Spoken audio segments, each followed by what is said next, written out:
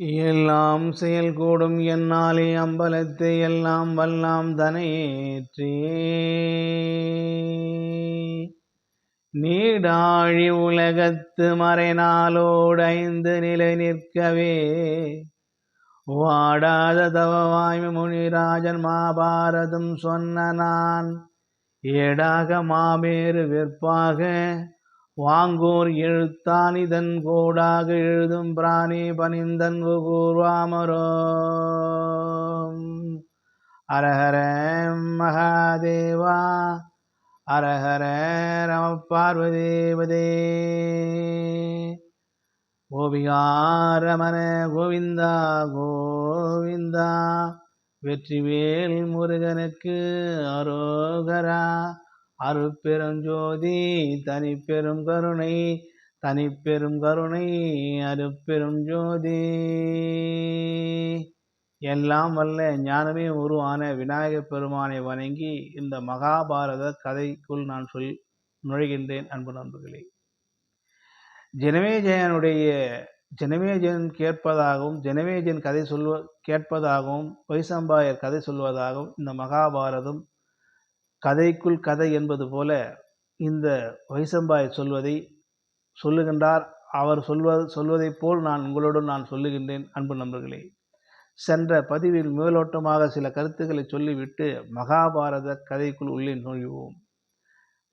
சென்ற பதிவில் நாராயணன் மார்பில் சந்திரன் பிறந்தான். அவனுக்கு தட்சன் 27 பெண்களை மனைமுடிக்க வைக்கிறான். அவன் ஒரு பெண்கள் மீது அன்பாகவும் மற்றொரு மீது வெறுப்பாகவும் காட்டினார். இந்த தட்சன் சவிப்பேன் என்று சாபம்.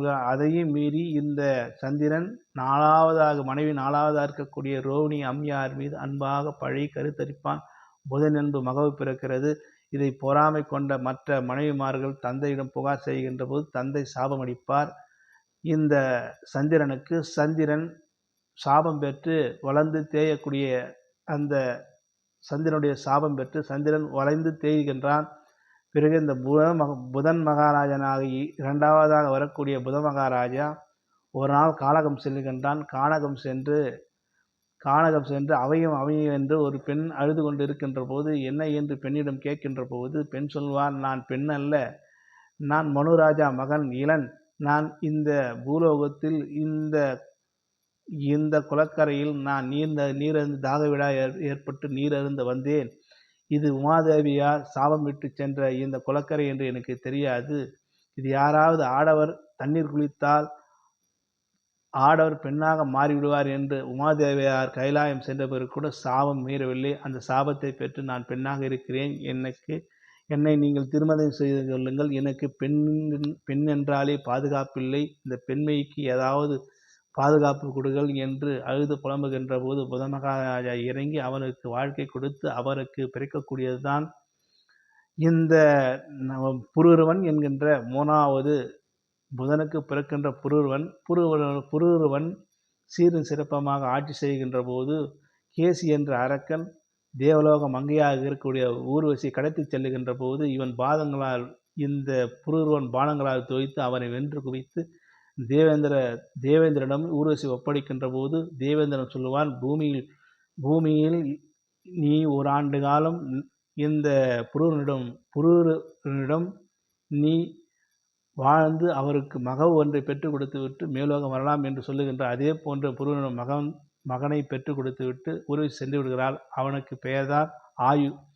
ஆயுக்கு அடுத்த தலைமுறை தான் இந்த நகுஷ மகாராஜா. நகுஷனை பற்றி தான் உங்களோடு நான் பகிர்ந்து கொள்ள ஆசைப்படுகிறேன். அன்பு நண்பர்களே, இந்த நகுஷ மகாராஜா வன்மையுமில்லை வறுமையுமில்லை, மிகவும் சீரும் சிறப்புமாக நயம்பட ஆட்சி செய்து மக்கள் சேவையை மகேசனுக்கு சேவையாக செய்து கொண்டு அப்படி தன்னுள்ளம் கொண்டு இந்த அரசாட்சியை அஸ்தினாபுரத்தை ஆளுகின்ற போது ஒரு கட்டத்தில் இவனுக்கு இந்த அரசாட்சியின் மீதும் மண்ணின் மீதும் பெண்ணின் மீதும் பொருள் மீது எது மீது நாட்டம் இல்லாமல் இருக்கின்ற போது அப்போது அமைச்சர் பெருமக்கள் எல்லாம் கேட்பார்கள் நகுஷிடம். சாதாரண அளவுக்கு அதிகமாக அரசர்கள் சுகபோகங்களை அனுபவிக்கக்கூடிய நீங்கள் சாதாரண இந்த சிற்றின்பத்தை நீங்கள் நுகரவே விரும்பவில்லை, ஏன் என்று கேட்கின்ற போது அதற்கு நகுஷன் சொல்லுவான்,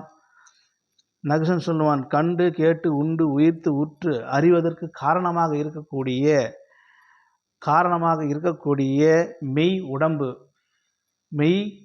மெய் உடம்பு, காது, கண், வாயு, மூக்கு ஐம்புலன்களால் ஏற்படுகின்ற சுகத்தை நான் துறக்கின்றேன். இதனால் எனக்கு எதுவுமே தேவையில்லை. அடுத்த பிறவி ஒன்று எனக்கு இருக்க வேண்டாம். இந்த பிறவியே எனக்கு போதும். இந்த பிறவியிலே நான் இந்த கழித்துவிடும். அடுத்த பிறவி என்று ஜென்மா என்று எனக்கு வரக்கூடாது. அதற்கான வழி என்று சொல்லுங்கள் சென்று அவைக்களத்தை கூட்டு அனைவரிடம் ஆலோசனை கேட்கின்ற போது அப்போது முனிவர் பெருமக்கள் எல்லாம் சொல்லுவார்கள், நகுஷா, நீ அடுத்த பிறவி அடுத்த ஜென்மா உனக்கு வேண்டாம் என்றால் நீ ஒன்றை அறிய வேண்டும். அதற்கு என்ன என்று தாங்கள் சொல்லுங்கள் என்று அவைக்களத்தில் இருக்கக்கூடிய முனிவர் பெருமக்களை எல்லாம் வணங்கி கேட்பான். மிகவும் பணிவாகவும் அன்பாகவும் அரவணைப்பாக இருந்தவன் பின்னாளில் எப்படி மாறுகிறான் என்பதை இந்த கதை மூலமாக நீ தெரிந்து கொள்ளுங்கள். சரி, அதற்கு உடன்பட்ட முனிவர்களும் மந்திரி பெருமானர்களும் உடன்பட்டு 100 அஸ்வமேத யாகத்தை நடத்தால் நீங்கள் இந்திர பதவி அடைந்தால் இந்திரனுடைய ஆட்சி அதிகாரம் உங்களுக்கு வந்துவிடும். மறுபிறவி என்பதே உங்களுக்கு கிடையாது என்று சொல்லுகின்ற போது அதற்கு செவிசாய்த்து இந்த நகுஷன் யாகம் செய்கின்றான்.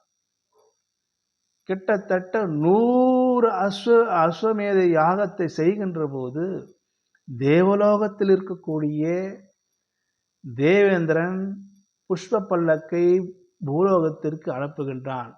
சப்த முனிவர்கள் அந்த புஷ்ப பல்லக்கை தூக்கி கொண்டு வந்து நகுஷனிடம் சென்று, நகுஷா, 100 அஸ்வமேத யாகங்களை நடத்திய நீ மேலோகம் சென்று தேவேந்திரன் பதவி உனக்கு கிடைக்கும் என்று சொல்லுகின்ற போது, அப்படியா என்று அனைவரும் பாத கமலங்களை வணங்கி கேட்கின்றான். நீங்கள் சுமக்க நான் வருவதா? இப்படி ஒரு நிலை இருக்குமாயானால் நான் இந்த மிகப்பெரிய யாகத்தை செய்திருக்க மாட்டேன். இந்த யாகம் தேவையற்றதும் கூட. முனிவர்கள் சுமக்க நான் அதன் மேல் ஏறி செல்ல இதெல்லாம் ஒரு செயலா? இதெல்லாம் ஒரு சொர்க்கத்துக்கு போகக்கூடிய வழியா? இந்த பூமியில் நான் இருந்து விடுகிறேனே என்று ஐயம் கொள்வான் இந்த நகுஷன். அதற்கு முனிவர் பெருமார்கள் எல்லாம் சொல்லுவார்கள், நகுஷா, 100 அஸ்வமேத யாகத்தை நீ நடத்திய உன்னை நாங்கள் சுமப்பதால் பெரும் பாக்கியமாகவே கருதுகிறோம் என்று நீ இந்த பல்லக்கில் ஏறு என்று சொல்லுவான். பல்லக்கில் ஏறி அமர்கின்றான் நகுஷன். முனிவர்கள் ஒரு பிரம்பை கொடுக்கிறார்கள் நகுஷனிடம். பிரம்பை எடுத்துக்கொண்டு அந்த நகுஷன் புஷ்ப பல்லக்கில் அமர்கின்றான். இந்த சப்த முனிவர்களும் இந்திரலோகம் செல்லுகின்ற போது இந்த இந்திரலோகத்தில் செல்லுகின்ற எத்தமைத்திருக்கக்கூடிய 8 முனிவர் சப்த முனிவர்களும் இந்த நகுஷன் சொல்லுவான், மெதுவாக செல்லுங்கள், வேகமாக செல்ல வேண்டாம், மெதுவாக செல்லுங்கள். ஏனென்று சொன்னால் முனிவர் மீது அன்பு கொண்டிருக்கின்ற போது அவர் மீது கருணை கொண்டு இருக்கின்ற போது முனிவர்கள் சிரமப்படுவார்களே என்று அவர்கள் மீது அன்பு காட்டி அவன் சொல்லுகின்ற போது துதித்து சொல்வான். அதற்கு, நகுஷா, நீ அமர்ந்து மெதுவாக வா. நாங்கள் போகிற போக்கில் தான் போய் சென்று கொண்டிருக்கிறோமே தவிர வேகமாக செல்லவில்லை, மெதுவாகவும் செல்லவில்லை. நாங்கள் போகிற போக்கிலே தான் சென்று கொண்டிருக்கிறோம் என்று போகின்ற போது நகுஷன் இந்த இந்திரலோகம் வரை செல்லுகின்ற போது இந்திரலோகத்தை இப்படி நிமிர்ந்து பார்க்கின்ற போது அங்கே இந்திராணி தலையை கோதி கொண்டிருப்பாள். இந்திராணியின் மீது இதுவரையிலும் இந்த நகுஷன் என்பவன் முனிவர் மேல் பற்று கொண்டான். முனிவர் மேல் பற்று கொண்டவன் இப்போது இந்திராணியை பார்த்து காம இச்சை லயத்து அவளை கூடி கலக்க வேண்டும் என்பதை அறிந்து உணர்ந்து காம வேட்கையில் இருக்கக்கூடிய இந்திரன் இப்போது என்ன செய்கிறான் என்றால், ஏன் இந்த பல்லக்கு மெதுவாக செல்லுகிறது? அவளை கூட களிப்புற்ற வேண்டும் என்ற நினைத்த இந்த நகுஷனானவன் இந்த சப்த முனிவர்களையும் என்ன பண்ணுவது என்று பிரம்பை எடுக்கின்றான். யார் இதில் மெதுவாக செல்வது? ஓஹோ, அகத்தியர் குள்ளமாக இருக்கிறார். ஆஹா, அகத்தியர் குள்ளமாக இருப்பதால் பல்லக்கு மெதுவாக செல்லுகிறதா என்று தன்னுடைய கையில் இருக்கின்ற பிரம்பை எடுத்து அகத்தியர் மேல் அடிக்கின்றான். சர்ப சர்ப சர்ப என்று. அகத்தியர் கோபம் கொண்ட அகத்தியர் பல்லக்கை கீழே போட்டுவிட்டு, ஏன் நகுஷா, என்னை பார்த்து சர்ப்பம் என்ற சொல்லுகிறாய்? முனிவரே, சர்ப்பம் என்றால் தேவ பாஷையில் சீக்கிரம் செல்ல வேண்டும் என்று பொருள்தானே, நீங்கள் இப்படி சொல்லலாம் என்று சொல்ல. ஓஹோ, நேற்று வரையில் பூலோகத்திலிருந்து இப்போ தேவலோகம் வருகின்ற போது தேவ பாஷை கற்றுக்கொண்டு சர்ப என்று சொல்லுகின்றாயா? ஆகையால் நீ பூமியில் அலைய கடவது என்று பாம்பாக சர்ப்பமாக மாற வேண்டும் என்று சபிக்கிறான். இந்த அகத்தியர் சபித்ததால் பூலோகத்தில் நகுஷன் சாபம் பெற்று பூலோகத்தில் விழுந்து பாம்பாக மாகிறான். அன்பு நண்பர்களே, நம்மிடம் ஏதுமில்லை நினைப்பது ஞானம், நம்மை தவிர ஏதுமில்லை நினைப்பது ஆணவம். ஞானம் பணிந்து பணிந்து வெற்றி மேல் வெற்றி வரும். ஞானம் பணிந்து பணிந்து சென்றால் வெற்றி மேல் வெற்றி வரும், வெற்றி பெறுகிறது. ஆணவம் நிமிர்ந்து நின்றால் அடி வாங்கி செல்கின்றது. மண்ணாசை வளர்ந்து விட்டால் கொலை களவு செய்கிறான் மனிதன். பொன்னாசை ஏற்பட்டால் களவு செய்கிறான். பெண்ணாசை ஏற்பட்டு விட்டால் பாவம் பண்ணுகின்றான். இப்போது நகுஷன் பெண்ணாசையால் பாவம் செய்து பூமியில் பாம்பாக உலவுகிறான். அன்பு நண்பர்களே, இதில் ஒன்றை நான் மேலோட்டமாக ஒரு கதையை உங்களோடு, அதாவது தத்துவத்தை இங்கே உங்களோடு நான் பகிர்ந்து கொண்டு இந்த கதையின் கூற்றாக நான் சொல்லுகின்றேன். ஒரு தாய்க்கு ஒரு மகன். அந்த மகன் தேவதாசியின் மீது அளவு கடந்த அன்புற்று கிளர்ச்சியுற்று காதல் மயக்கத்தால் இருப்பான். தன்னிடம் இருக்கின்ற பொருள்களை எல்லாம் தேவதாசியிடம் கொடுத்து அவன் இன்புற்று கொண்டே இருப்பான். கடைசியில் அவனிடம் பணம் இல்லை, பொருள் இல்லை அறிந்து அந்த தேவதாசி சொல்லுவாள், இனி இங்கே வர வேண்டாம், இங்கே நீ இருப்பதற்கு தகுதியில்லை, பணம் காசு உன்னிடம் இல்லை, அலட்சியம் செய்வார். அதற்கு மீண்டும் அந்த தேவதாசின் காலை பிடித்து கொண்டு அவன் கேட்பான், நான் உன்னிடம் வாழ வேண்டுமென்றால் நீ என்ன சொல்லுகிறாயோ நான் செய்கிறேன் என்று சொல்லுவார். அதற்கு விளையாட்டாக அந்த விலைமாது சொல்லுவார், உன் தாயும் இதயத்தை கொண்டு வா, உன்னிடம் நிரந்தரமாக நான் குடும்பம் நடத்துகின்றேன் என்று சொல்லிவிட்டு சிரித்து கொண்டிருப்பார். அதை அறிந்த அந்த மூடனோ தன் தாயிடம் சென்று கேட்பான், அம்மா, என்னுடன் நான் அவளோடு வாழ நினைக்கின்றேன், அவள் கடைசி வரைக்கும் என்னை காப்பாற்ற வேண்டுமென்றால் உன் இதயத்தை கேட்கிறாள், நீ கொடுப்பாயா அம்மா என்று கேட்கின்றான். அந்த தாயோ சொல்லுகின்றார், நான் இதயத்தை கொடுப்பதால் நான் ஒன்று கேட்கின்றேன், நீ நீண்ட நாட்களாக அவளோடு இன்புற்று கழிப்பிருப்பாயா, அவளோடு கூடி வாழ்ந்து நிரந்தரமாக வாழ்வாயா, உன்னுடன் அவள் வருவாளா என்று கேட்பதற்கு அவள் வருவாள் என்று சொல்லுகின்ற போது, சரி, என்னை கொன்று அந்த இதயத்தை எதிர்த்து செல்லு என்று சொல்லுவார். அந்த மூடனோ தாயை வெட்டி அந்த இதயத்தை எடுத்துக்கொண்டு ஓடுவான். ஓடி கால் இடறி அந்த இதயம் 4 அடி தள்ளி வீழ்கிறது. அந்த இதயம் 4 அடி தள்ளி விழுந்த போது இவன் மண்ணிலே விழுகின்றான். அந்த இதயம் பேசுகிறது, மகனே, நான் உயிரோடு இருந்தால் உனக்கு மருத்துவம் செய்திருப்பேனே, நான் உயிரோடு இல்லையே என்று அந்த இதயம் சொல்ல, இந்த மகனோ அப்போதுதான் அறிவு வந்து பதறிப்போ என்று அழுது புரண்டு மாண்டு போகிறான். அன்பு நண்பர்களே, இந்த நகுஷனானவன் பூமியில் எனக்கு ஏதும் வேண்டாம், நான் மறுபிறவியே எனக்கு வேண்டாம், சிற்றின்பத்திலேயே நான் நிலைக்க வேண்டாம், பேரானந்த நிலையை நான் அடைய வேண்டும் என்று சொல்லுவார்கள். அதாவது இந்த கதையின் என்றால்னா, பற்றுக பற்றற்றான் பற்றினை அப்பற்றை பற்றுக பற்று விடற்கு என்று சொல்வான் திருவள்ளுவர்.